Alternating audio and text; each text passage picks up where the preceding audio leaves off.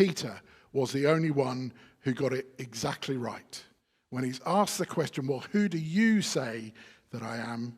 He says in verse 16, you are the Messiah, the Son of the living God. He correctly sees that Jesus is the Son of Man, as Jesus calls himself in the first question, the Messiah or the Christ, and the Son of the living God. Now, here's the thing that I didn't realize until I started looking at this particular sermon.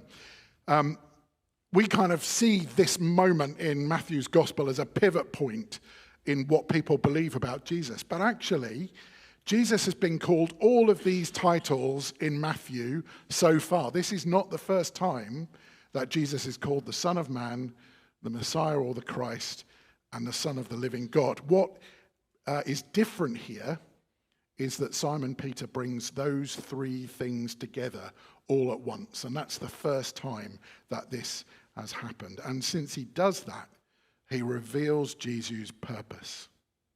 So, in acknowledging Jesus as the Son of Man, Peter alludes to Daniel's dream.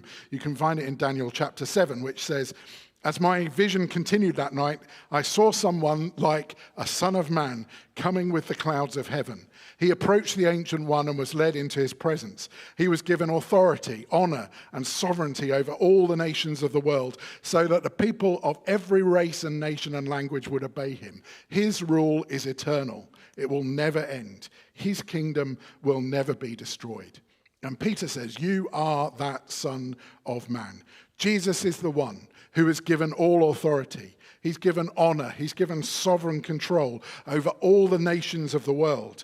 He's to be obeyed by every race and nation and language. And his rule is eternal. His kingdom will never be destroyed. Jesus is the one, says Peter, who's given the everlasting kingdom and power and glory. That's his purpose.